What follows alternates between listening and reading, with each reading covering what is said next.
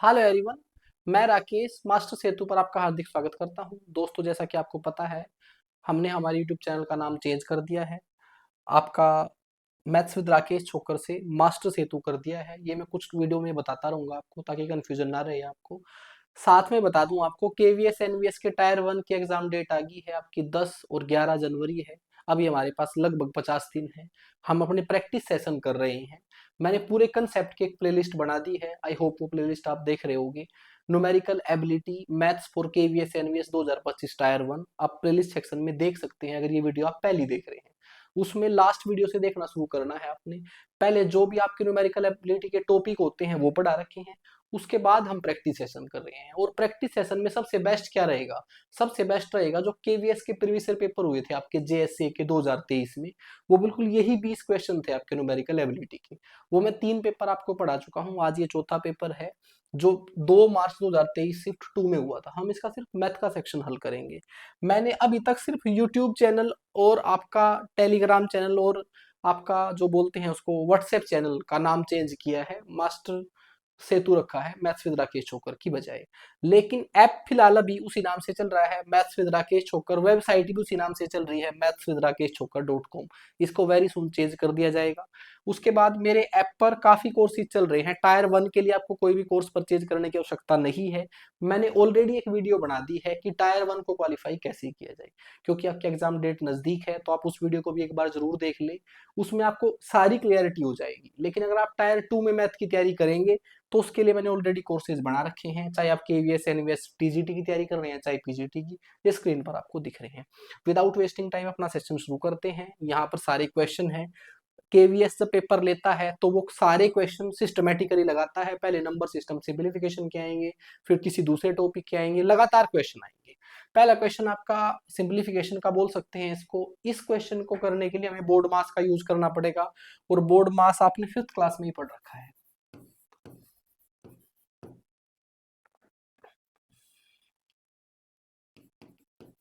Board मास का अर्थ है, पहले हम ब्रैकेट हल करेंगे, उसके बाद फिर ऑफ हल करेंगे, उसके बाद डिवाइड, फिर मल्टीपल, फिर ऐड और फिर सब्ट्रैक्ट। अगर मैंने इस कंडीशन को फॉलो नहीं किया तो क्वेश्चन हमारा गलत हो जाएगा। इसमें सबसे पहले मुझे ब्रैकेट नजर आ रही है, मैं इस ब्रैकेट को हल करूंगा।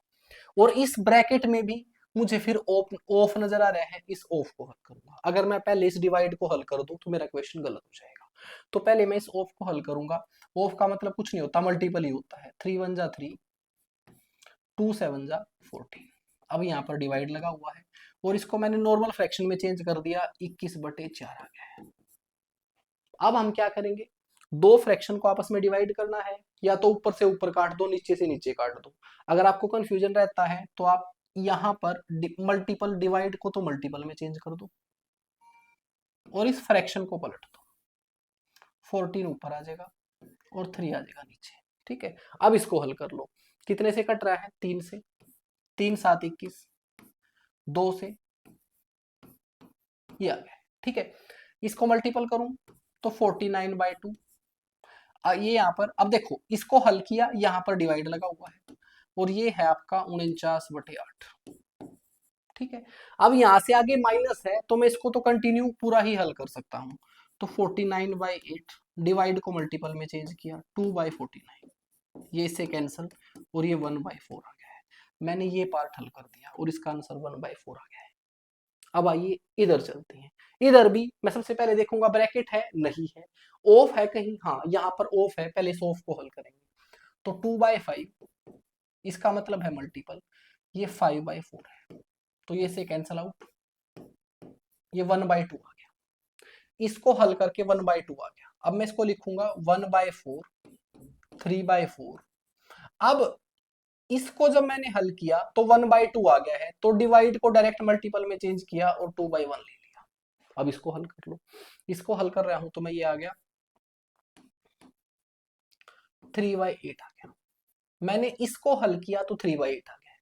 और इनके बीच में जो है यहाँ पर ये माइनस है, इस तरफ से हल होके 1/4 आया, इस तरफ से हल होके 3/8 आया और बीच में है माइनस। बस एलसीएम लो, इसको हल कर दो, माइनस का 1/8 आंसर आ गया। और इससे बेस्ट तरीका इस क्वेश्चन को करने का हो नहीं सकता।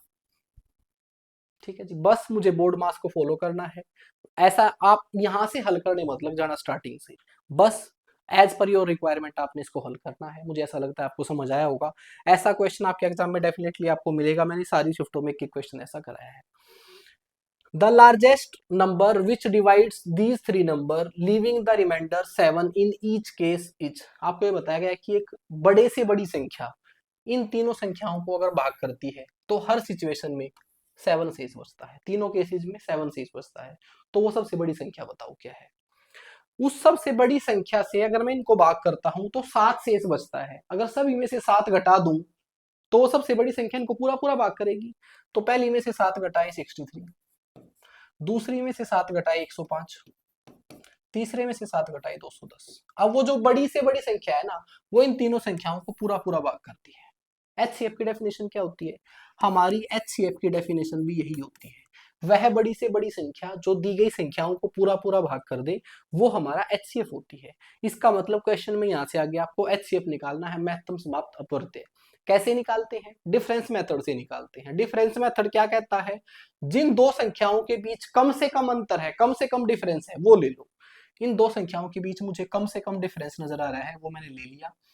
5 में से 3 गए 2, 10 में से 6 गए 4, 42। जब आप डिफरेंस ले लेते हैं, या तो यही इनका एचसीएफ है या फिर इसका कोई फैक्टर, तो मैं इसके फैक्टर कर दूंगा। यहाँ पर मैंने इसके फैक्टर किए 7 गुणा में 6 42, 6 के कर दिए 3 गुणा 2, मैंने 42 के फैक्टर कर दिए। बस अब मैं देखूंगा जो जो इन तीनों को भाग करेगा वो एचसीएफ में ऐड होता चला जाएगा। 7 इसको भाग करता है, जी हाँ। 7 इसको भाग करता है, बिल्कुल करता है। 7 इसको भी भाग करता है, 7 ले लिया मैंने। अब क्या 3 इसको भाग कर रहा है? बिल्कुल कर रहा है। 3 इसको भाग कर रहा है, बिल्कुल कर रहा है। 3 इसको भी भाग कर रहा है, बिल्कुल कर रहा है जी। ये लीजिए जी, 2 नहीं कर रहे हैं इनको भाग, तो 21 मेरा एचसीएफ है। ये लीजिए। ठीक है, ये तरीका आपको अच्छा लगा होगा, इससे आपका क्वेश्चन जल्दी हो जाएगा। सिंप्लीफिकेशन का क्वेश्चन है, एक स्टेप आगे चला गया है। अच्छा, मैंने केवीएस के क्वेश्चनों में एक बात देखी है, क्वेश्चन आसान है लेकिन बहुत ज्यादा कंसेप्चुअल है।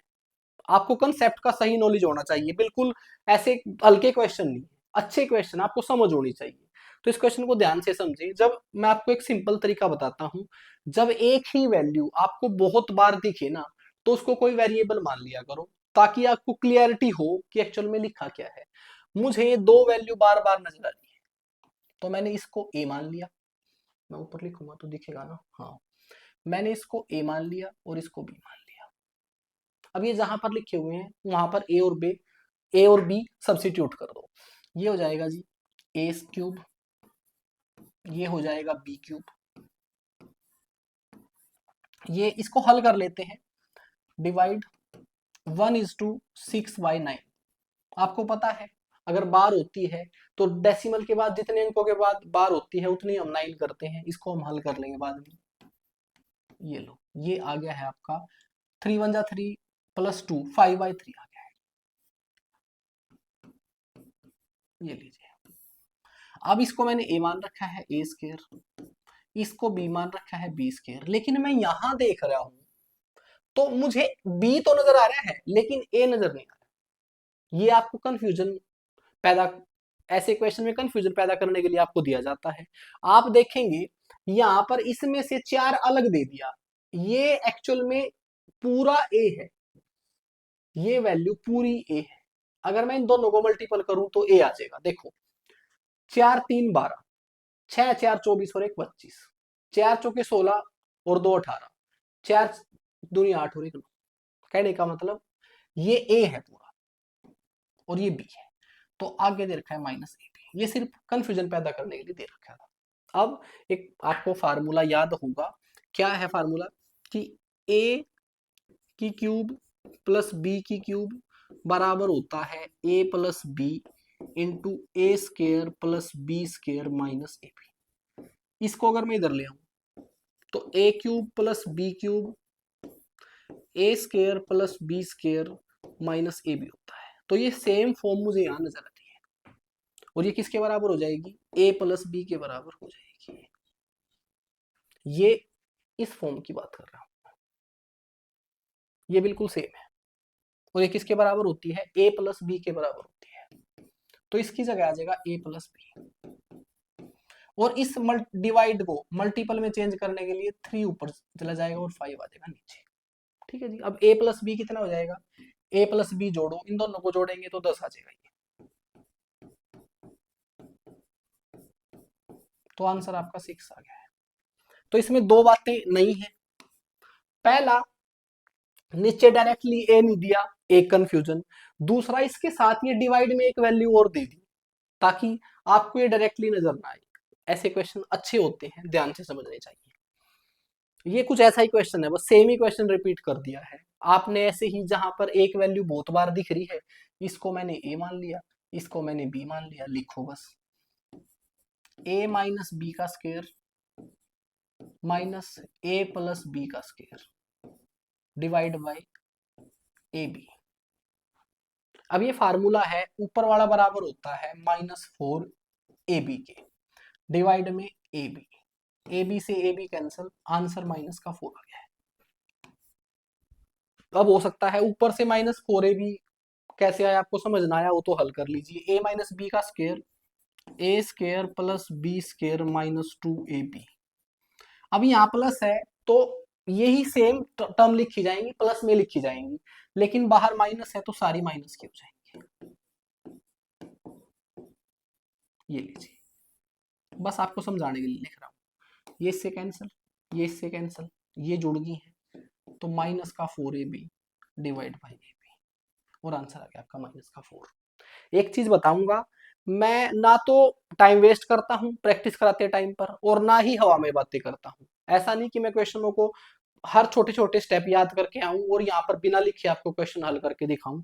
वो मुझे लगता है प्रैग्मेटिक नहीं होता। पेपर में आपने ऐसे ही क्वेश्चन करने हैं जैसे मैं आपके सामने कर रहा हूं। Which of the following number is divisible by 72? इनमें से कौन सी संख्या 72 से पूरी पूरी डिवाइड होगी, डिवाइड आपका विभाज्य होगी? कैसे पता करना है, हमने डिविजिबिलिटी रूल पढ़ रखे हैं। 72 से मैं डायरेक्टली चेक नहीं कर सकता, इसको दो को प्राइम नंबर के रूप में तोड़ लीजिए, जिनको हम सहभाज्य संख्याएं बोलते हैं। तो 72 को बोल सकता हूं मैं 8 मल्टीपल 7, नहीं 8 9 होता है ना, 8 9 72। तो ये दो नंबर ऐसे हैं जिनके बीच कॉमन फैक्टर जो है आपका सिर्फ एक है, इनको हम को प्राइम नंबर बोलते हैं। आप इसको ऐसा नहीं लिख सकते कि आप 24 मल्टीपल 3 कर लें, हमारी मर्जी नहीं है। इनमें तो कॉमन आपका फैक्टर फिर 3 हो जाएगा। आपने ऐसे दो नंबर के रूप में तोड़ना है जिनके बीच कोई भी कॉमन फैक्टर ना हो। तो बजाय ये चेक करने के कि वो संख्या 72 से भाग होती है या नहीं, उसको ये चेक कर लो कि वो 8 से और 9 से दोनों से भाग हो रही है। अगर वो 8 और 9 दोनों से भाग हो रही है तो 72 से भी हो जाएगी। अब 8 और 9 का डिविजिबिलिटी रूल हमें पता है। 8 का डिविजिबिलिटी रूल होता है किसी भी संख्या के अगर लास्ट के 3 अंक 8 से भाग हो जाए तो वो संख्या 8 से भाग हो जाती है। अगर मैं 9 की बात करता हूं तो संख्या 9 से तब भाग होती है जब उसके अंकों का योग 9 से भाग हो जाए। तो इसका मतलब इन दोनों का डिविजिबिलिटी रूल मुझे पता है। तो पहले ये 8 वाला लगाते हैं। 8 में हम एक स्टेप आगे जा सकते हैं। वो एक स्टेप आगे क्या है, जब वो लास्ट के 3 अंक मैं चेक करूंगा ना, अगर ये इधर से तीसरा अंक आपका इवन हो तो सिर्फ लास्ट के 2 अंक भी अगर 8 से भाग होंगे तो संख्या 8 से भाग हो जाएगी। अगर ये 3 अंकों में ये तीसरा अंक ओड हो तो इन 2 अंकों में 4 जोड़ के चेक कर लो। अगर 4 जोड़ के 8 से भाग हो रहा है तो ये संख्या 8 से भाग हो जाएगी। इसका फायदा क्या है, मुझे 3 अंक चेक करने की जरूरत नहीं पड़ेगी, 2 ही अंकों से पता चल जाएगा। आइए अब इनको चेक करते हैं कि ये संख्या 8 से भाग होती है या नहीं। सबसे पहले मैं देखूंगा तीसरे नंबर पर इवन कहां पर है। इन दोनों में इवन है, ये 6 भी इवन है, 0 भी इवन है। तो मुझे सिर्फ लास्ट के 2 अंक चेक करने हैं 8 से भाग होते हैं या नहीं। 72 तो 8 से भाग होता है, इसका मतलब ये संख्या 8 से भाग हो जाएगी। लेकिन 78 आपका 8 से भाग नहीं होता, इसका मतलब ये संख्या आपकी 8 से भाग नहीं होगी। अब ऐसे दो ओड वाले हैं हमारे पास। ओड का तरीका मैंने बताया, इनमें 4 4 जोड़ो, इसमें भी 4 जोड़ो, इसमें भी 4 जोड़ो। अगर मैं 72 में 4 जोड़ू तो 76 हो जाएगा, और 76 8 से भाग नहीं होता। लेकिन अगर 68 में मैं 4 जोड़ दूं तो 72 हो जाएगा, फिर ये 8 से भाग हो जाएगा। इसका मतलब ये दो ऑप्शन ऐसे हैं जो 8 से भाग हो रही है। अब इन्हीं को 9 से चेक कर लो। संख्या 9 से कब भाग होती है, जब उसके अंकों का योग 9 से भाग हो जाए। इसके अंकों का योग करके देखो, 7 और 2 9, 9 से भाग हो जाएगा। आगे बढ़ो, 8 7 15 और 6 21, 8 7 15 और 6 20, 15 और 5 20 और 7 27। इसके अंकों का योग 9 से भाग हो रहा है, तो ये संख्या 9 से भाग हो जाएगी। जब 8 से भी और 9 से भी दोनों से भाग हो रही है, तो आगे चेक करने की क्या जरूरत है, यही मेरा आंसर है। ऊपर वाली इसका मतलब 9 से नहीं होगी, चेक करने की क्या आवश्यकता है। चलिए आगे चलते हैं। टाइम एंड वर्क का क्वेश्चन है। टाइम एंड वर्क की छोटी सी ट्रिक आपको बता देता हूं, ये बार बार क्वेश्चनों में लगेगी। अगर ये बोल रखा हो कि ए किसी काम को x दिनों में करता है, बी इस काम को y दिनों में करता है, तो दोनों मिलके इस काम को कितने दिन में करेंगे? दोनों मिलके इस काम को कितने दिन में करेंगे? एलसीएम मेथड लगाने की जरूरत नहीं है, दोनों के समय को ऊपर गुणा कर दो और दोनों के समय को नीचे जोड़ दो। ये बात याद रखिएगा आप। दो ही व्यक्ति हैं या फिर दो ग्रुप हो सकते हैं, एक ग्रुप कितने दिनों में करता है, दूसरा ग्रुप कितने दिनों में करता है, दोनों मिलके काम कितने दिन में करेंगे, दोनों के समय को ऊपर गुणा कर दो, नीचे जोड़ दो। एक दूसरी ट्रिक हो सकती है, ए और बी मिलकर,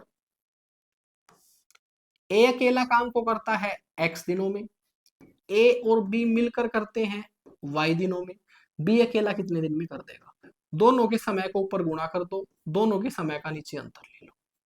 ये आप याद रखेंगे, ये हम डायरेक्टली यूज करेंगे, इसलिए आपको पहले बता दिया। अब इस क्वेश्चन को पढ़े एक बार। Working together A B C can complete a work in 12 days. अगर ए बी सी तीनों एक साथ मिलके काम करते हैं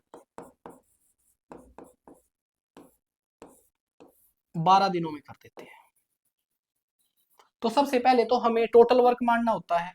तो मैंने यहीं से टोटल वर्क मान लिया कि 12 यूनिट हमारा टोटल वर्क है, जो तीनों ने मिलके किया वो काम 12 यूनिट है।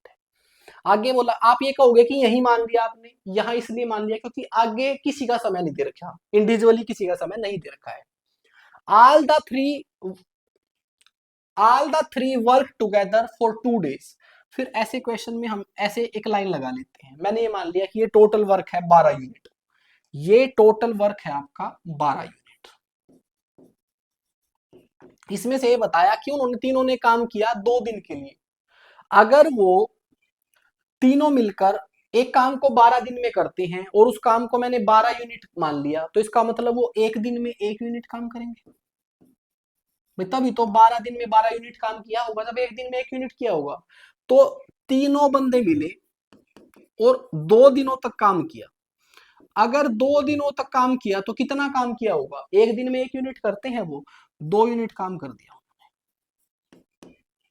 ठीक है जी। अब काम कितना बचा हुआ है? टोटल काम 12 यूनिट था, उन्होंने 2 यूनिट कर दिया, तो 10 यूनिट काम बचा हुआ है। ठीक है जी।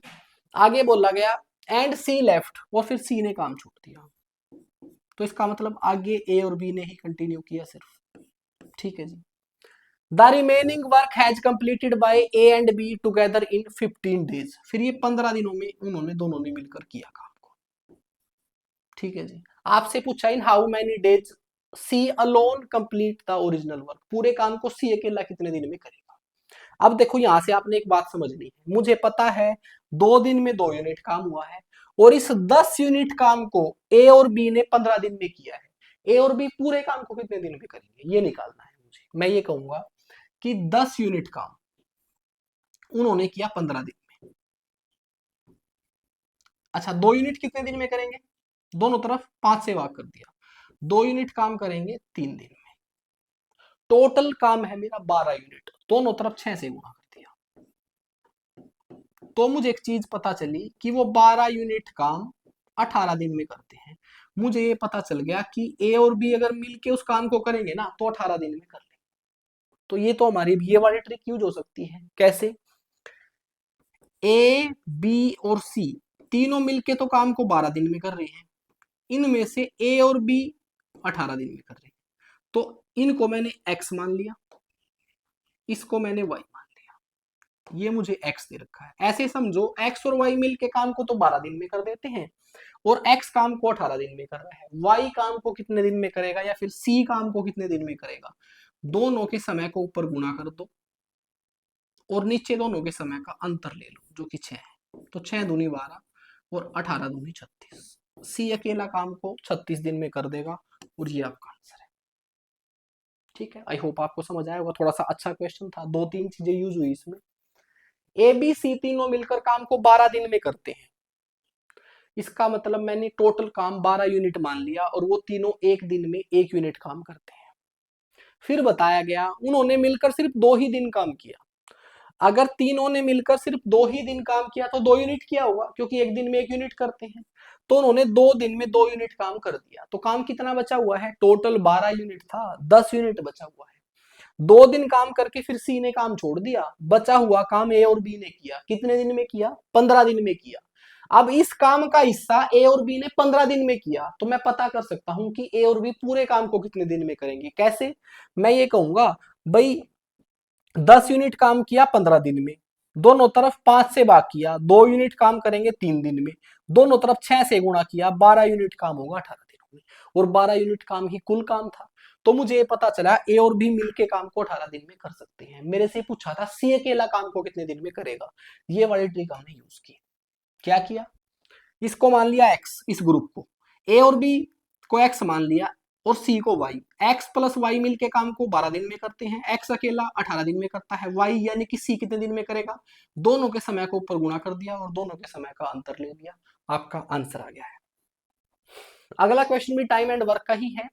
ए and B can together complete a work in 30 days. ये पता चला मुझे कि ए और बी मिलके काम को 30 दिनों में करते हैं। तो मैं टोटल वर्क मान सकता हूं। मैंने 30 यूनिट टोटल वर्क मान लिया। अगर मैंने टोटल वर्क 30 यूनिट मान लिया तो मुझे पता चल गया कि वो एक दिन में 1 यूनिट काम करेंगे। ए और बी मिलकर एक दिन में 1 यूनिट काम करेंगे। दे वर्क टुगेदर, ये लो जी, ऐसे ही टोटल वर्क मान लिया मैंने 30 यूनिट है ये जो काम करना है।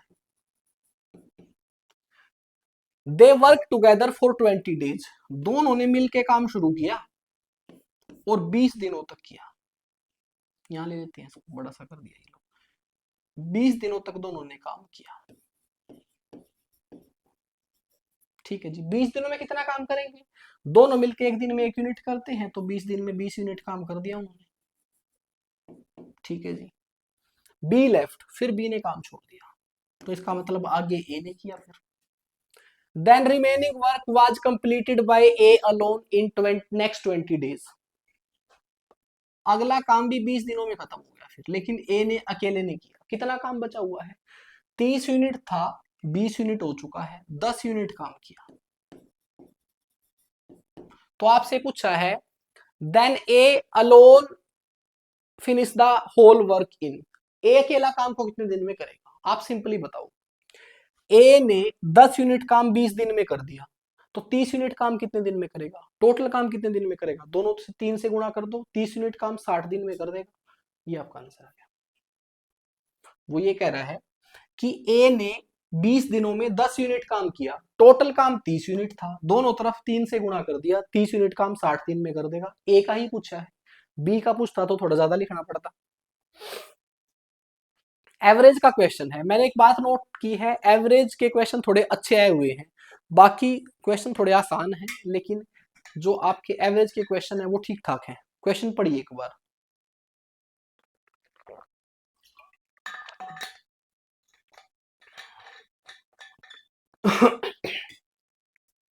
भाई हमारी तबीयत थोड़ी सी नासार है, तो बार बार पानी पीना पड़ेगा, अदरवाइज मैं गला साफ करना शुरू कर दूंगा। The average weight of certain children in a group is 47.5 kg। एक ग्रुप में कितने बच्चे हैं पता नहीं, 1 मिनट के लिए मैंने x मान लिया। उनका जो एवरेज वेट है ना वो 47.5 kg है।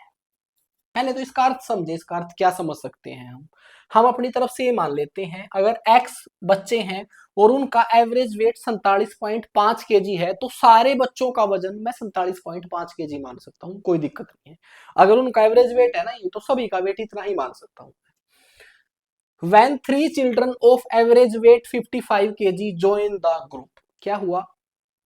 3 बच्चे और आ गए, 3 बच्चों ने ज्वाइन कर लिया और उनका एवरेज वेट 55 है।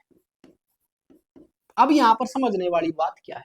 यहां पर समझने वाली बात यह है, मेरे पास एक बच्चों का ग्रुप था जिनका सभी का वेट 47.5 kg था। इस ग्रुप में 3 बच्चे ऐड हो गए जिनका वेट इस 47.5 kg से ज्यादा है। अगर कोई इस ग्रुप में इस वेट से ज्यादा वेट का आएगा तो एवरेज बढ़ जाएगा। कितना एवरेज बढ़ जाएगा? मैं देखूंगा ये कितना केजी फालतू लेकर आए हैं। मैं ये देख रहा हूं यहाँ पर हर एक बच्चा 47.5 केजी का था। अगर मैं 55 में से इसको घटाता हूं तो ये आता है 7.5 केजी। तो हर बच्चा यहाँ पर 7.5 केजी ज्यादा लेके आया है। अगर हर बच्चा 7.5 केजी ज्यादा लेके आया है तो वो कितना वेट ज्यादा लेके आ गए? 3 बच्चे थे, हर बच्चा 7.5 केजी ज्यादा लेके आया, तो वो टोटल 3×5 = 22.5 केजी ज्यादा ले आए। वो 22.5 केजी ज्यादा लेके आ गए वजन। अभी जितना एवरेज बढ़ेगा वो 22.5 केजी की वजह से बढ़ेगा। फिर आगे बोला गया 7 children of average weight 45 KG leave the group. इसमें से 7 बच्चे चले गए, लेकिन जो गए हैं ना उनका एवरेज वेट जो है वो 45 केजी है। अब क्या हुआ, मैंने तो ये बताया था कि जो मेरे पास जितने भी ग्रुप में बच्चे थे सभी का एवरेज वेट 47.5 केजी था। अब जो गए वो 47.5 केजी लेकर भी नहीं गए, इससे भी कम लेकर चले गए, यानी कि छोड़ के चले गए। वो 47.5 केजी के था सभी बच्चे, लेकिन वो सिर्फ एवरेज आपका औसतन 45 केजी ही लेके गए वो।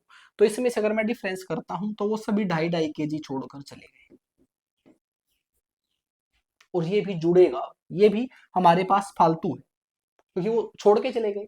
और कितने बंदे छोड़ के गए हैं? ऐसे 2.5 2.5 केजी 7 बंदे छोड़ के गए हैं। तो 7 को इससे मल्टीपल किया तो 25×7 = 175। तो 17.5 केजी हमारे पास ये बच गया।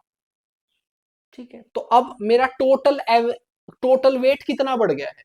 अगर मैं टोटल वेट चेक करता हूं तो इन दोनों को जोड़ूंगा और ये आपका 40 केजी आ जाएगा।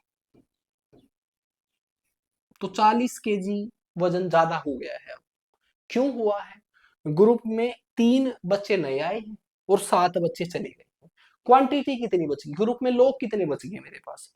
ग्रुप में अब लोग बचे हुए हैं मेरे पास, यहां लिखता हूं x-4 इतने बचे हुए हैं। इनको हल किया, यहां से 4 बच्चे कम होते हैं, 3 आए 7 चले गए, 4 बच्चे कम होते हैं, तो ग्रुप में से 4 बच्चे कम कर दिए। अब बच्चों की जो हमारे पास नंबर है वो है x-4। अब आगे क्या बोला गया? Then the average weight of the children is increase by 2 KG. ऐसा सब कुछ करने से जो एवरेज है ना वो 2 केजी से बढ़ गया है। मैंने तो पहले ही कहा था भाई, जो बच्चे आए वो इस एवरेज वेट से ज्यादा वजन लेके आए, जो गए वो इससे कम लेके चले गए, तो एवरेज तो बढ़ना ही था। बस मुझे पता चल गया कि एवरेज कितना बढ़ा, 2 केजी। अब एवरेज 2 केजी बढ़ने का मतलब क्या है? एवरेज 2 केजी बढ़ने का मतलब ये है अब ग्रुप में जितने भी बच्चे बचे हुए हैं सभी का वजन 2-2 केजी बढ़ गया है। एवरेज बढ़ने का मतलब सभी का 2-2 केजी बढ़ गया है। तो टोटल कितना बढ़ा है अगर मैं देखता हूं तो ये हो जाएगा x-4 × 2। इतना वजन बढ़ गया है। ये जो वजन बढ़ा है एक्चुअल में ये क्यों बढ़ा है? वजन तो एक्चुअल में मेरे पास एक्स्ट्रा ये 40 केजी था ना, तो ये जो बढ़ा हुआ वजन है ना ये 40 केजी ही है। इसको इसके बराबर कर दो, बस x की वैल्यू आ जाएगी, ये इससे काटेगा तो 20 आ जाएगा, ये 4 उधर जाके जुड़ जाएगा। तो पहले ग्रुप में 24 बच्चे थे, ये आपका आंसर है। अब हो सकता है ये कंसेप्ट आपको समझ ना आया हो थोड़ा अच्छे तरीके से, तो जो मैंने आपको प्लेलिस्ट बताई थी ना स्टार्टिंग में, numerical ability 4K VS NVS 2025 tier 1, उस प्लेलिस्ट में मैंने सारे कंसेप्ट करा रखे हैं, वो फ्री ऑफ कॉस्ट आप पढ़ सकते हैं। चलिए आगे चलते हैं। Average of the marks obtained by 8 student is 55। 8 स्टूडेंटों ने जो एवरेज मार्क्स अचीव किए वो थे 55।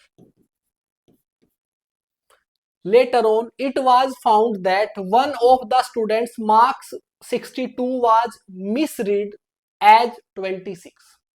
इन 8 स्टूडेंटों का एवरेज अगर मार्क्स मैंने 55 मान लिया है तो सभी का 55 मान सकता हूँ, वो एक अलग बात थी। मैंने ये बताया इनमें से कोई एक स्टूडेंट था, उसके मार्क्स तो थे 62 लेकिन गलती से 26 पढ़ दिए। इस एवरेज में जो ऐड है उसके 26 मार्क्स ऐड और होने चाहिए थे 62। तो पहले तो ये बताओ एवरेज बढ़ेगा या घटेगा? एवरेज बढ़ना चाहिए क्योंकि स्टूडेंट के एक्चुअल मार्क्स तो ज्यादा थे, हमने कम जोड़ के एवरेज निकाल दिया। अब अगर सही एवरेज निकालूंगा तो एवरेज बढ़ेगा, तो जो इससे कम है वो मेरा आंसर नहीं हो सकता। ये दो तो मेरे आंसर नहीं हो सकते। ठीक है जी। अब कितना बड़ा है, अगर मैं मार्क्स में देखूं उसके मार्क्स कितने बढ़ेंगे। अगर मैं 26 के बजाय उसके 62 मार्क्स कर दूं तो 12 में से 6 गए 6, 5 में से 2 गए 3, 36 मार्क्स बढ़ेंगे उसके।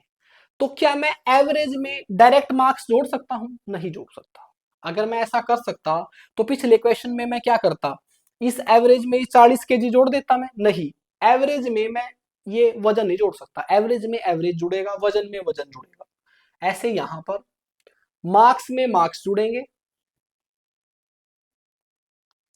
एवरेज मार्क्स में एवरेज मार्क्स जुड़ेंगे, और टोटल मार्क्स में टोटल मार्क्स जुड़ेंगे। ये तो मेरे पास टोटल मार्क्स आ गए हैं कि 36 मार्क्स बढ़ेंगे। इसकी एवरेज निकालनी है तो कैसे निकाल लेंगे? एवरेज निकाल लेंगे, जो ग्रुप की एवरेज है ना उससे इसको भाग करेंगे तो ये एवरेज मार्क्स में चेंज हो जाएंगे। फिलहाल ये टोटल मार्क्स बढ़े हैं, इनको एवरेज मार्क्स में चेंज करना है तो जितने स्टूडेंट है उससे भाग कर दो। तो 4 दूनी 8, 9 चौका 36। मुझे ये पता चला है कि एवरेज में 4.5 नंबर बढ़ेंगे, तो अब ये एवरेज में 4.5 नंबर में बढ़ा सकता हूँ, जो कि हो गए हैं 59.5। ये आपका आंसर है। बात आपको समझ आई होगी। ठीक है, चलिए आगे चलते हैं। ये परसेंटेज के क्वेश्चन आ गए हैं। In an examination a student secure 205 marks and fails by 5 marks. एक स्टूडेंट ने है ना 205 मार्क्स लिए और 5 अंकों से फेल हो गया। अगर मैं वो 5 अंक जोड़ दूं तो ये पास हो जाएगा। मुझे ये पता चला कि पास होने के लिए 210 मार्क्स लेने होते हैं। If the minimum passing marks are 35%, passing marks का परसेंटेज दे रखा है।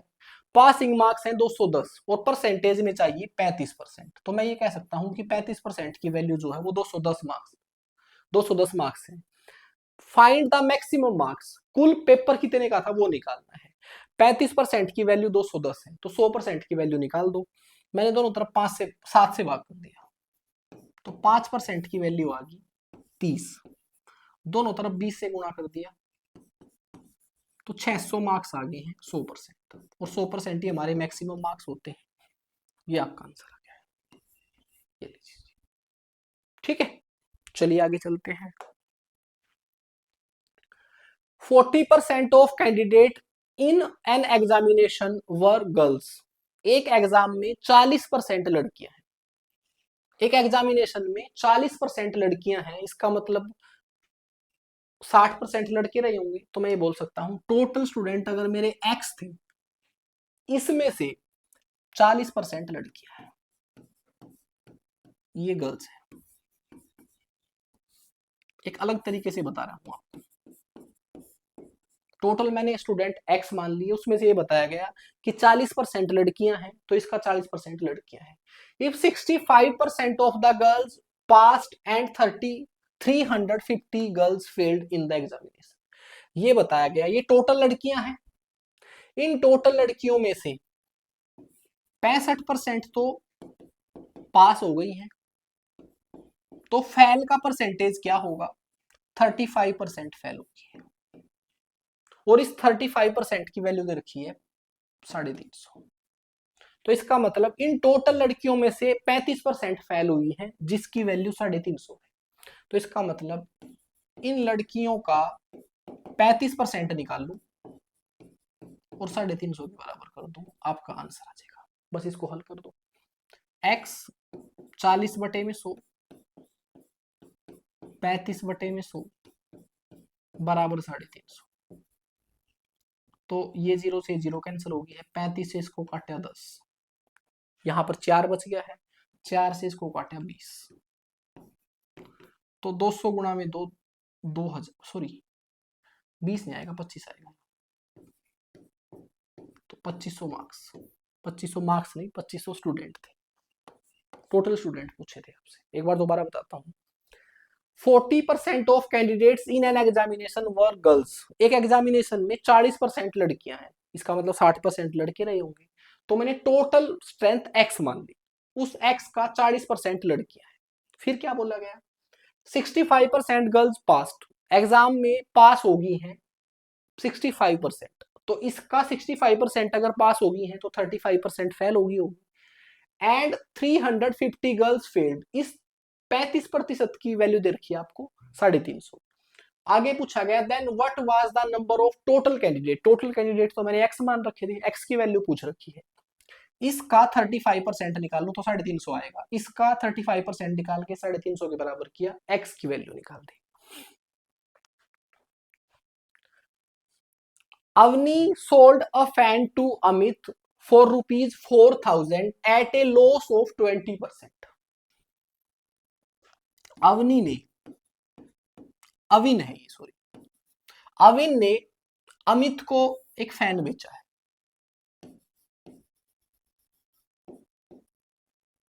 4,000 रुपए में। ये 4,000 रुपए जो है वो अमित का कॉस्ट प्राइस है। अमित ने खरीदा है 4,000 रुपए में, और अविन का सेलिंग प्राइस है, अविन ने बेचा है, और इसको 20% लॉस हुआ है। पहले आप इस बात को समझे, इस फैन का प्राइस था 100%। अवनी ने एक फैन खरीदा उसके कॉस्ट प्राइस पर, जो कि उसका 100% प्राइस है, उसने उसको 20% लॉस पर बेच दिया। 20% लॉस का मतलब है 20% घटाकर बेच दिया। इसका मतलब उसने उसको सेल किया उस वैल्यू के 80% पर। ये उसके वैल्यू का 80% है। ये बात आपको समझ आई? बहुत गंभीर बात है, अगर आपको समझ आएगी तो इस प्रकार के क्वेश्चन आप चुटकियों में कर लेंगे। Avin sold a fan to Amit for 4,000 at a loss of 20%। उसने 20% के लॉस पर बेचा। 20% के लॉस का मतलब ये है, अगर अविन ने उसके लिए 100% पे किया था जो कि उसका कॉस्ट प्राइस था, तो उसने उसको 20% लॉस पे बेचा। इसका मतलब ये उसका सेलिंग प्राइस है, और ये सेलिंग प्राइस उसका 100% से 80% क्यों हो गया? क्योंकि आपको 20% लॉस हो गया है, और इस 80% की वैल्यू आपकी 4,000 है। अब ये बताइए, अगर 80% की वैल्यू 4,000 है तो मैं 100% की वैल्यू निकाल सकता हूँ, इजीली निकल जाएगी। मैं कहूंगा कि 80% बराबर है 4,000, 10% बराबर हो जाएगा 8 से दोनों तरफ भाग कर दिया, और 100% हो जाएगा दोनों तरफ 10 से गुणा कर दिया। तो मुझे पता चल गया कि अवनी का जो कॉस्ट प्राइस था वो एक्चुअल में 5,000 था। परसेंटेज में तो 100% था, लेकिन कॉस्ट प्राइस 5,000 था उसका। Amit sold it to Charu at a price. Amit ने इसको चारू को बेच दिया at a price which would have given Avin a profit of 12%। ये चारू को अमित ने बेचा, किस तरीके से बेचा? इस तरीके से बेचा कि अगर उसको अविन बेचता 12% प्रॉफिट पर। यहां पर एक बहुत अच्छी बात बता रखी है, वो ये कह रहा है कि अमित ने चारू को बेच दिया फैन, उसने 4,000 रुपए का खरीदा था, उसने इस तरीके से बेचा कि अगर अविन बेचता उसको, चारू को, तो उसे 12% प्रॉफिट होता। तो इसका मतलब अगर अविन चारू को बेचता 12% प्रॉफिट पर, तो मैं ये कह सकता हूं कि वो 112% में बेचता। भाई अगर उसका प्राइस 100% है, उसको 12% प्रॉफिट चाहिए, तो 12% बढ़ाकर बेचना पड़ेगा, 112% में बेचना पड़ेगा। अब 112% की वैल्यू क्या है? मैं कहूंगा 100% की वैल्यू 5,000 है। 1% की वैल्यू कितनी आ जाएगी? 1% की वैल्यू आ जाएगी 50। 12% की कितनी आ जाएगी? 12 से गुणा कर दो। तो वो ये कह रहा है कि अगर इस 100% वैल्यू को 12% बढ़ा के बेचना है, तो 12% की वैल्यू 600 है, 600 बढ़ा के बेचना पड़ेगा। इसका मतलब 5,600 रुपए में बेच दिया, चारू को 5,600 रुपए में बेच दिया। ये बात आपको समझ आई? अमित ने चारू को बेचा, कितने रुपए में बेचा? ये इस तरीके से बेचा कि अगर अविन इसको बेचता तो उसे 12% प्रॉफिट होता, तो अविन का 12% प्रॉफिट के साथ बढ़ता है 5,600 रुपए। तो अमित ने चारू को 5,600 रुपए में बेच दिया। अब ये 5,600 रुपए चारू के लिए कॉस्ट प्राइस है, सेलिंग प्राइस तो अमित का है। फिर आगे क्या बोला गया? आगे बोला गया if Charu sold it for ₹6,356। अब चारू ने आगे बेच दिया इसको 6,356 रुपए में। Then what was the percentage profit earned by Charu. Charu को कितना प्रॉफिट हुआ? अब तो क्वेश्चन में कुछ बचा ही नहीं। ये चारू का कॉस्ट प्राइस है, ये चारू का सेलिंग प्राइस है, तो उसको प्रॉफिट हुआ है, कितने का हुआ है? 56 तो एक आ गया है सीधा, 13 में से 756 का प्रॉफिट हो गया है। प्रॉफिट परसेंट निकालना है, तो मैं कहूंगा प्रॉफिट डिवाइड में कॉस्ट प्राइस मल्टीपल 100। कर दो इसको हल। इसको डायरेक्टली निकाल सकता हूं मैं, एक अच्छा तरीका बताता हूं। अब इसको मैंने परसेंटेज में चेंज करना है, 100 से मल्टीपल नहीं कर रहा हूं, आसान तरीका बता रहा हूं। मुझे ये पता करना है कि 756 5600 का कितना प्रतिशत है, इसी को परसेंटेज बोलते हैं। तो 756 5600 का कितना प्रतिशत है, उसके लिए सबसे पहले 5600 का 10% निकाल दो। अगर मैं 5600 का 10% निकालता हूं, तो 10% का मतलब एक के बाद डेसिमल लगाना, 560 आ जाएगा। इसका मतलब 560 से तो ज्यादा है, तो इसका मतलब ये इसका 10% तो नहीं है, 10% से ज्यादा है। सारे ऑप्शन 10% से ज्यादा है। फिर क्या किया जाए? अब मैं इसका 5600 का 1% निकालता हूं। 5600 का 1% होगा 56। अब मैं इसमें 56 कितनी बार जोड़ू कि 756 के नजदीक चला जाऊं? भाई 1% जोड़ूंगा तो ये 11% हो जाएगा, तो इसमें 56 जोड़ना पड़ेगा। अगर 2% जोड़ूंगा तो 112 जोड़ना पड़ेगा। मुझे इस तरीके से 756 के नजदीक जाना है। अगर मैं इसमें 3% जोड़ता हूं, तो 3 पंजे 15 और 3 चीकी 18, करीब करीब इसमें 160 के आसपास जुड़ेगा, जो इसके नजदीक है। लेकिन अगर मैं इसका 4% निकाल लूं, तो वो 200 से ज्यादा हो जाएगा, और 200 भी होगा और इसमें जुड़ेगा तो भी ये ज्यादा हो जाएगा। इसका मतलब जो आंसर है वो 3% से ज्यादा है और 4% से कम है। इसका मतलब इसमें जो आंसर है वो 3% से ज्यादा है और 4% से कम है, तो 13.5% होना चाहिए। भाई अगर मैं इसमें 3% जोड़ता हूं तो इससे कम हो जाएगा, 4% जोड़ता हूं तो ज्यादा हो जाएगा। तो मैंने क्या किया, ये माना कि भाई इनके बीच आंसर है, तो 13 और 14 के बीच एक ही ऑप्शन था, ये था ऑप्शन से जाना। अगर ये बात आपको ज्यादा कारीगरी लग रही है, 100 से गुणा कर दो, परसेंटेज में आंसर निकाल लो। ये लो 7 8 56, 7 एकम 7, ना जाने की 0, 7 8 56 कर दो बस 8 से। 8 एकम 8, बच गए हैं 2, 28, 8 दूनी 16, 8 तिया 24, 8 पंजे 40। ये लो, ऐसे भी निकाल सकते, वो आपकी मर्जी है। बस अब मिटा देते हैं इसको फिर। चलिए आगे चलते हैं।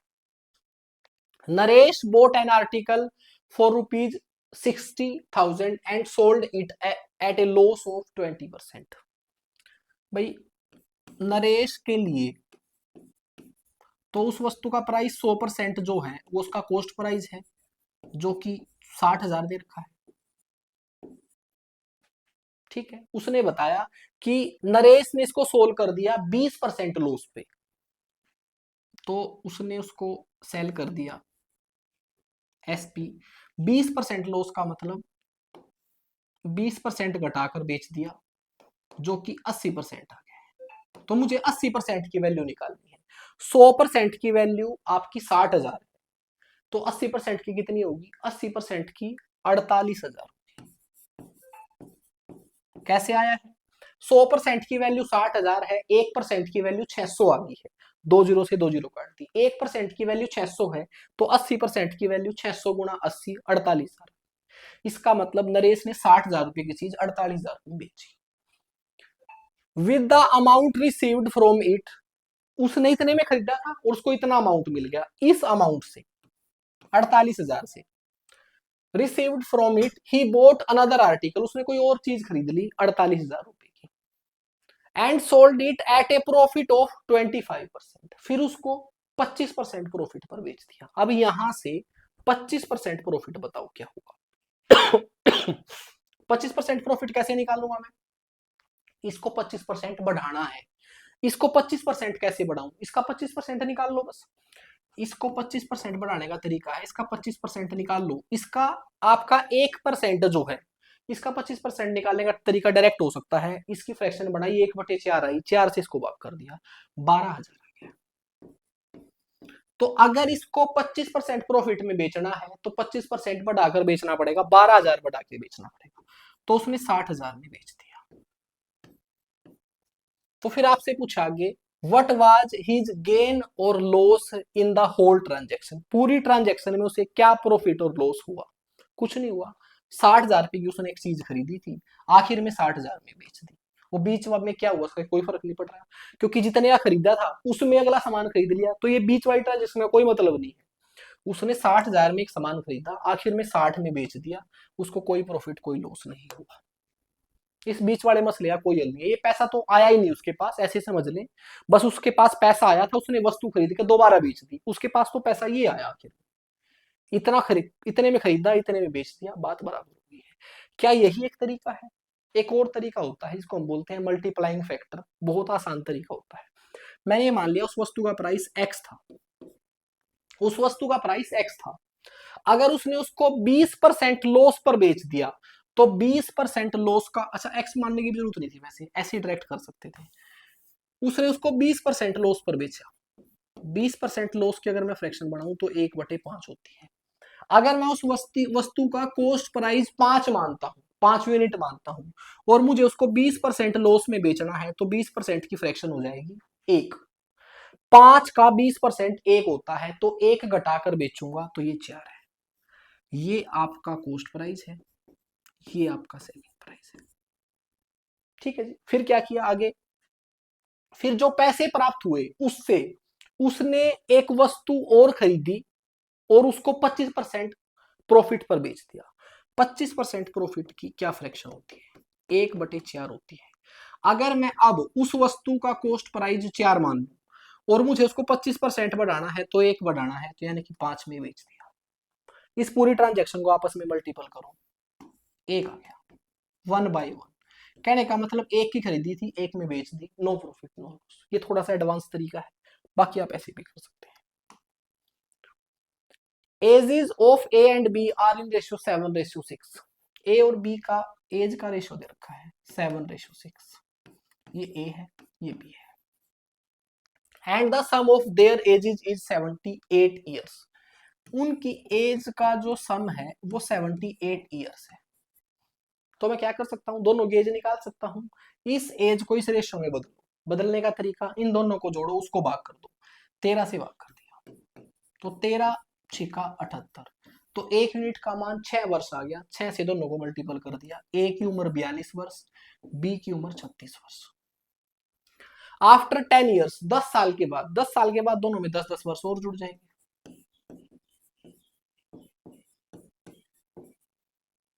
After 10 years the ratio of their age, उनकी एज का रेशियो पता करना है, 2 से काट दिया, ये आंसर है। ठीक है जी, चलिए आगे चलते हैं। आपके सामने एक क्वेश्चन मिक्स्ड एलिगेशन का क्वेश्चन है, ऐसा हम एक शिफ्ट में क्वेश्चन निकाल चुके हैं, आप इसको एक बार देख सकते हैं।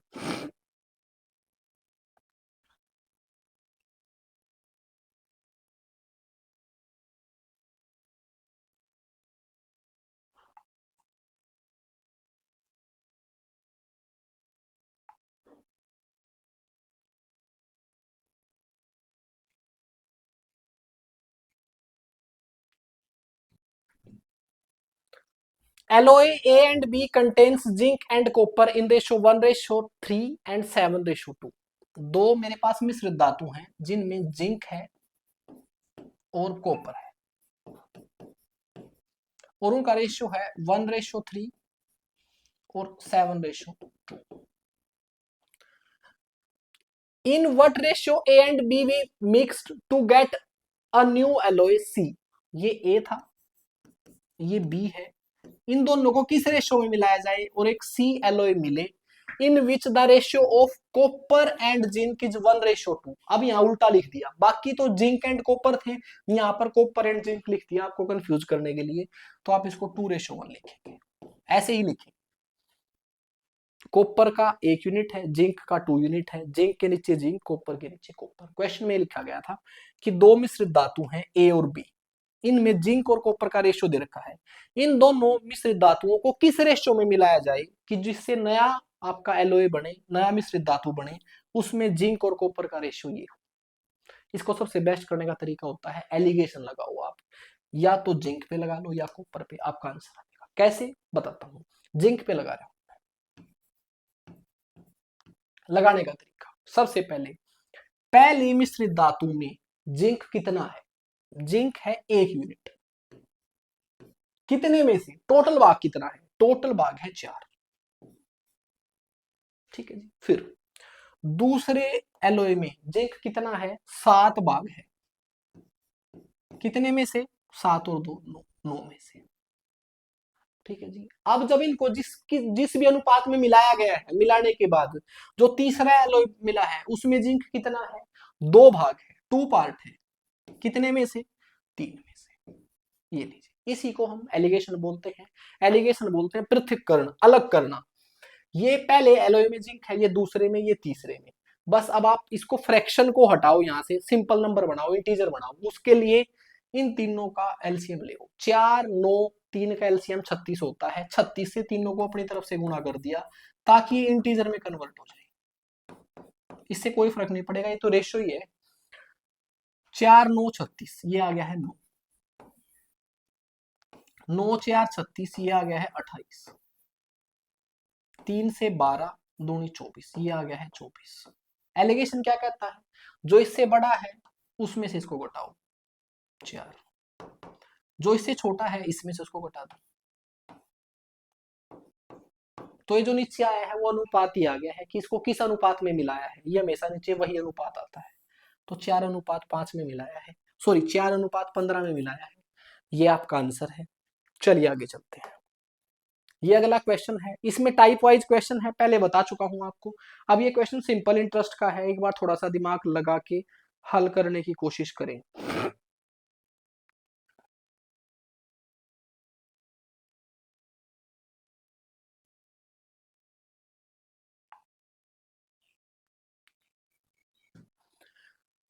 At a certain rate of simple interest, a sum of money amounts to 28,320। कोई पैसा था साधारण ब्याज की दर से 3 वर्ष में 28,320 हो गया। अमाउंट्स टू मतलब ये मिश्र धन है। एंड टू 31,200 इन 5 ईयर्स, और 5 वर्षों में हो जाता है ये 31,200 5 ईयर्स में। Then the sum of money is, वो प्रिंसिपल बताओ क्या है। साधारण ब्याज के लिए एक बात आप हमेशा ध्यान रखना, साधारण ब्याज प्रत्येक वर्ष का बराबर होता है। तो यहां पर मुझे एक बात समझ में आई, मेरे पास मूलधन था, 3 वर्ष का ब्याज जुड़ने पर मिश्र धन हो गया है 28,320। 5 वर्ष का ब्याज जुड़ने से मिश्र धन हो गया है 31,200। तो यहां से मुझे एक बात समझ में आई कि मैं यहां से डिफरेंस निकाल सकता हूं, वो ब्याज का डिफरेंस आएगा। क्योंकि इसमें 2 वर्ष का ब्याज, इसमें 3 वर्ष का ब्याज और मूलधन है, इसमें 5 वर्ष का ब्याज और मूलधन है। जब मैं इनका डिफरेंस करूंगा तो 3 वर्ष का ब्याज आ जाएगा, सॉरी 2 वर्ष का डिफरेंस, इनमें 2 वर्ष होगा ना, तो 2 वर्ष का ब्याज आ जाएगा। इनको घटा लो आपस में। 80, तो 11 में से 3 गए 8, 10 में से 8 गए, तो ये जो आ गया है ना, ये 2 वर्ष, इस वर्षों का डिफरेंस 2 वर्ष है, ये 2 वर्ष का ब्याज आ गया है आपका। कितना, 2880। 1 वर्ष का ब्याज कितना आएगा, 2 से इसको भाग कर दो, ये आ गया 1 वर्ष का ब्याज। ऊपर वाला 2 वर्ष का ब्याज, नीचे 1 वर्ष का ब्याज। अगर मैं दोनों को जोड़ दूं तो 3 वर्ष का ब्याज आ जाएगा।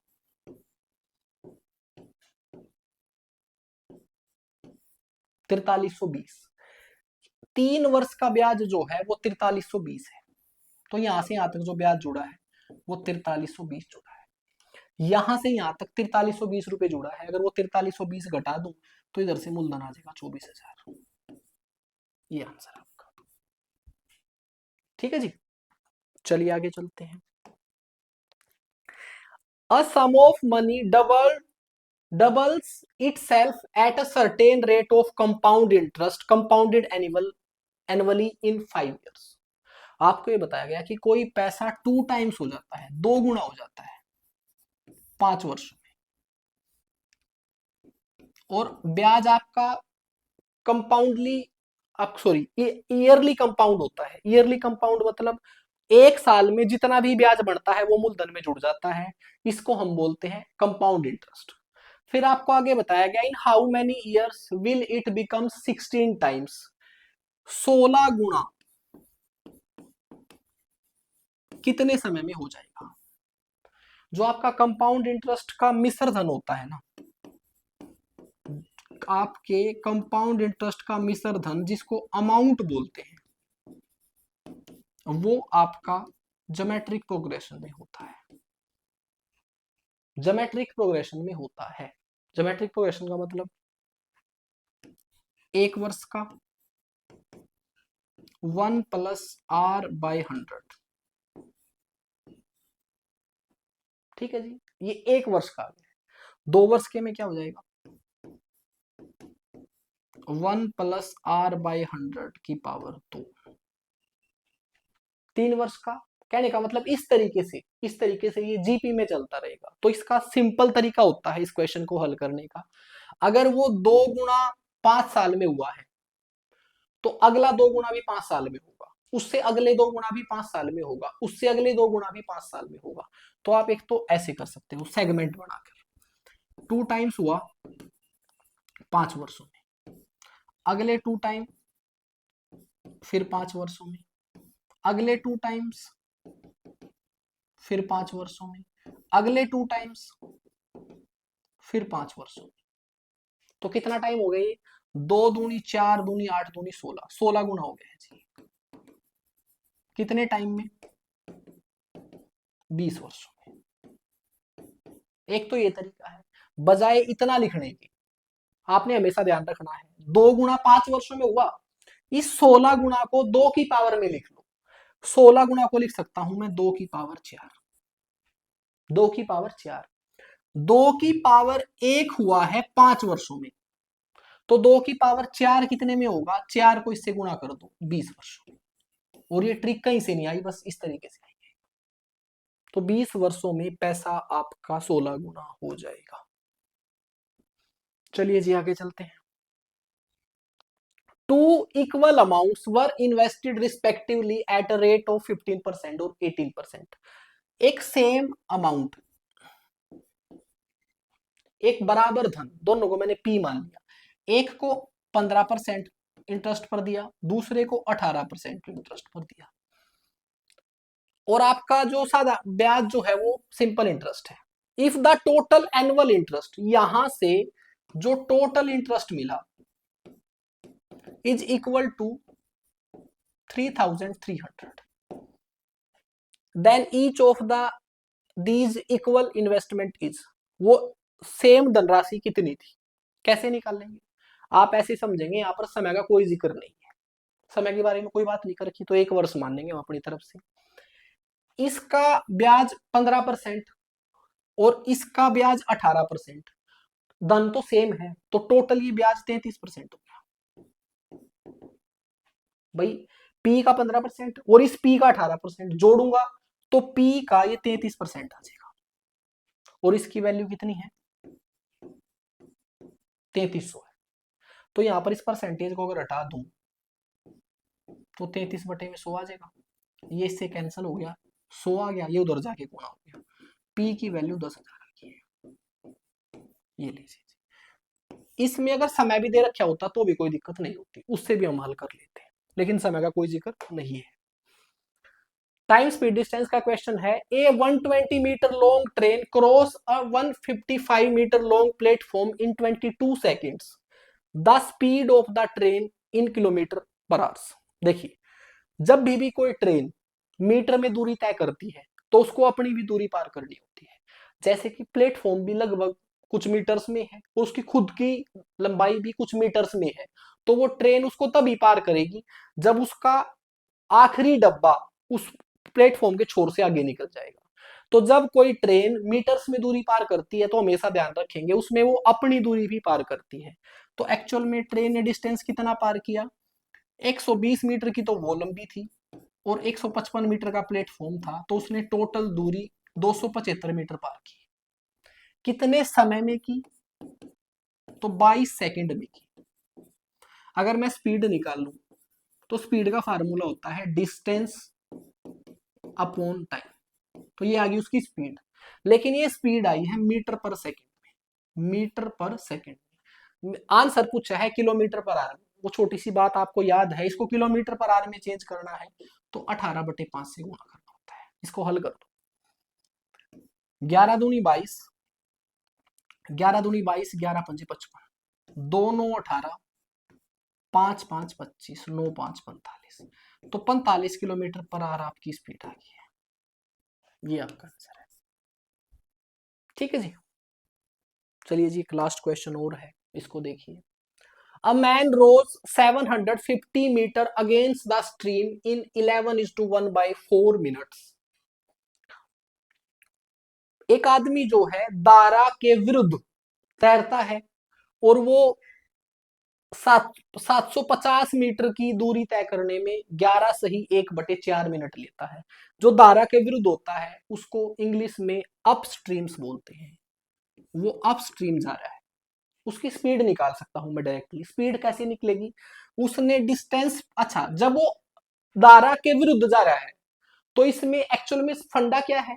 फंडा ये है उसकी अपनी कुछ चाल रही होगी तैरने की, लेकिन जो बहाव है, करंट है, वो उसको रोकेगा क्योंकि वो धारा के विरुद्ध तैर रहा है, तो उसमें से माइनस हो जाएगा। तो आपका धारा के विरुद्ध का अर्थ है उसका खुद के तैरने की चाल माइनस उस करंट की चाल। ये जो उसकी स्पीड निकलेगी वो है उसने कितनी दूरी तय की और कितने समय में तय की। ये लीजिए, दूरी 750 मीटर, समय इसको हल करूंगा तो 45/4 आएगा, वो 4 ऊपर चला गया। और ये इसको मैं अगर हल करूं तो 45/3, 45/5, 200/3 मीटर पर मिनट आया है। ध्यान रखना, यूनिट को हमेशा ध्यान रखना है। ये मीटर में था, ये मिनट में है, मीटर पर मिनट में है। ठीक है जी। फिर आगे क्या बोल रहा है? रिटर्न्स डाउन स्ट्रीम, वापिस आने को बोलते हैं धारा के साथ डाउन स्ट्रीम। वापिस आने का मतलब फिर वो दारा की तरफ बह रहा है, दारा की तरफ तैर रहा है। उसमें क्या होगा? उसकी अपनी चाल अब की बार दारा की चाल जुड़ जाएगी, करंट की चाल जुड़ जाएगी।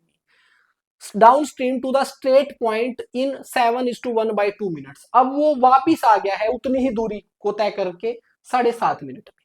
अब की बार उसकी चाल निकाल लूं तो दूरी तो यही है, लेकिन अब की बार टाइम है 15 और ऊपर चला गया, तो इसको भी हल किया तो 15 5 75, 100 मीटर पर मिनट आ गया। तो फिर आपसे पूछा how much time will the man take to row 18 kilometre in still water. एक वही आदमी 18 किलोमीटर अगर उसने तैरना हो एक शांत जल में तो वो कितना समय लेगा, ये पूछा है। तो पहले मुझे उस आदमी की चाल निकालनी पड़ेगी, शांत जल में कितना तैरता है वो कैसे निकाल लूंगा मैं? x माइनस वाई की वैल्यू ये है, x प्लस वाई की वैल्यू ये है। अगर x की वैल्यू निकालनी है तो कैसे निकलेगी? आपको पता है दो ऑब्जेक्ट जोड़ रखे हैं, वही दो ऑब्जेक्ट घटा रखे हैं, तो इन दोनों को जोड़कर 2 से भाग कर दो, x की वैल्यू आ जाएगी। ये सिंपल तरीका है। x प्लस वाई ए के बराबर है, डी के बराबर है, x माइनस वाई आपका u के बराबर है। अगर आपने x का मान निकालना है तो आप क्या करोगे? पहले इन दोनों को आपस में जोड़ोगे, इनको जोड़ा तो 2x आ गया, इनको जोड़ा तो ये आ गया, उधर जाके 2 से भाग कर दोगे तो x की चाल ऐसी तो निकली। तो यहां पर भी मैं सेम कर रहा हूं डायरेक्टली। अगर आपको स्थिर जल में उस आदमी के तैरने की चाल निकालनी है तो इन दोनों को जोड़ो, 2 से भाग कर दो। इनको जोड़ने का तरीका 3 गुणा में 300 प्लस 200 500, 500/3 ये जोड़ दिया, इसको 2 से भाग करना है। ये उस बंदे की चाल आ गई है, लेकिन मीटर पर मिनट में आई है। किस में आई है? मीटर पर मिनट में आई है। अब कहा कि 18 किलोमीटर की दूरी तय करने में कितना समय लेगा, टाइम निकालना है। टाइम निकलता है डिस्टेंस अपॉन स्पीड।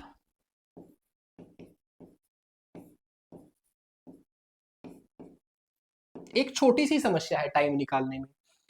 मेरा जो डिस्टेंस है वो तो किलोमीटर में है, लेकिन जो मेरी चाल है वो मीटर पर मिनट में है। इसको किलोमीटर पर आवर में चेंज करना है, उसके लिए हम इसको गुणा करते हैं 3/50 से।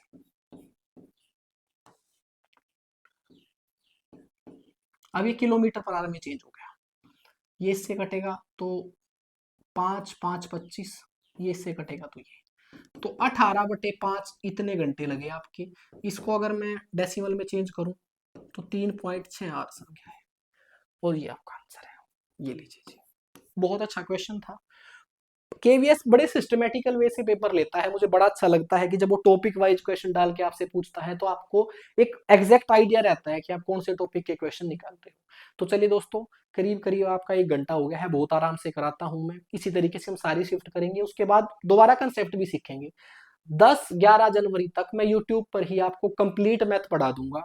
आप केवीएस एनवीएस की किसी भी पोस्ट के लिए पेपर दे रहे हैं तो मैथ की गारंटी मैं लेता हूं। कहीं भी कोर्स परचेज कर रखा है, लेकिन यूट्यूब पर ये मेरी वीडियोस देखते रहना, मैंने एक प्लेलिस्ट बता दी है आपको, आप डेफिनेटली एग्जाम क्वालिफाई करेंगे। लेकिन जब आप एग्जाम क्वालिफाई कर लें, अगर आप टायर 2 दे रहे हैं और आप मैथ से दे रहे हैं, आपका सेकंड पेपर जो है आपका वो मैथ है सब्जेक्ट आपका, चाहे टीजीटी का चाहे पीजीटी का, तो फिर आप मेरे साथ कोर्स में जुड़ सकते हैं। थैंक यू दोस्तों।